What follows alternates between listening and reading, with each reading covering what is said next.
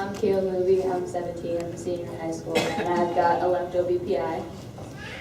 And when I found out that the theme for this year's camp was reaching, I got really excited because reaching can mean so many different things to different people. It could be reaching to make a sports team, or it could be reaching to get a good grade in a tough class, or learn a new language, or anything else.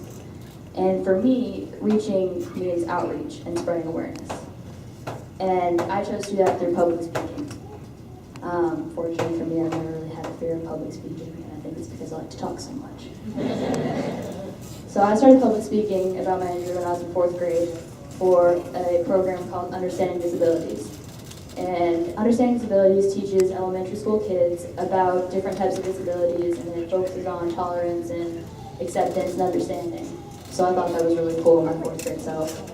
And I knew that my injury was rare. There was no one else in my school that had it. It was just me. And I wanted people to know what it was, and I wanted people to understand. So that's why I started doing it. Now I do Understanding Disabilities. I've continued all the way up till now because I want to show those elementary schoolers that people with physical disabilities, even though they might do things differently, aren't really that different on the inside, as cheesy as that sounds. And I hope that by talking about my advantage, that I can help teach them tolerance and help teach them understanding when they come across people that are different from them. And then when I was a sophomore, I got to go to the Johns Hopkins Symposium in Maryland and speak as part of a panel. And it was a unique experience because I was talking to an audience of doctors and nurses and other medical professionals. And I thought how great it was, because how often you get that opportunity to talk to that many medical professionals about what you've gone through. And I hoped that when they went back to wherever they were from, some as far as Egypt and Israel, that they would, when they were working with other kids with BPIs, they would remember what I'd said. And not use words like broken, because we're not. And then this year, at the UBPN New England Family Day at the Museum of Science, I had the opportunity to speak again, and I did a speech called 5 Things About Living with Cerebral Palsy That You Probably Won't Find on Google. And it was basically about what I'd learned going through a particularly tough 4 years with pain with my shoulder, and 5 things that I wish I had known going into that. And I had done it in hopes that there were a lot of younger kids and some teenagers there that talking about my experiences, maybe they've gone through it, maybe they're going to go through it, and that it would help them. And my surgeon was there that day, and he was extremely supportive of me speaking and very encouraging. And he encouraged me to publish it on the Children's Hospital blog. And I did, and I was awe-inspired and I was humbled by the response that I got from people, not only within the BPI community, but outside of it, that my experiences could touch those people and could help those people. And that's one of the main reasons that I do this, is to help others.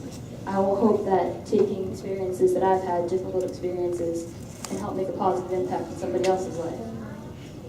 And specifically to the BPI community, speaking about it, I want people to know they're not alone in their experiences and they're not alone in the feelings that they have. And the other reason is to help educate. And public speaking and just speaking up in general was especially helpful when it came to teachers or coaches. And at first I was absolutely terrified to talk to any of them about my injury, to ask for extra help or to ask for notes or textbooks when I was having a particularly bad day with my shoulder. And as I started speaking up more, I talked to one, I talked to another, and it got easier. And now I've got this great working relationship with my teachers where if I am having a bad day or a bad week with my shoulder and I can't do as much as I usually be able to do, I can go to them and they will give me some extra support or extra accommodations that I need. So that's really, really important. And those are the 2 reasons that I speak, but there was kind of an unforeseen impact that I didn't expect. I spoke to make an impact on other people, but I never expected the impact they would have on me. And public speaking and talking about my injury has made me more confident. It's an empowering thing, talking about something that you're passionate about and something that's important to you and being heard. And it's given me the ability to advocate for myself, and it's translated beyond just talking about my injury to all other aspects of my life. And it's made me a more articulate and confident person. So speaking up has given me a voice, and that's why I encourage all of you to speak up. I'm not saying that everybody has to go out and start giving speeches, because I know nobody's into that. But just to your friends, because I guarantee that it's going to have an impact on somebody else's life, and it's also going to have an impact on yours.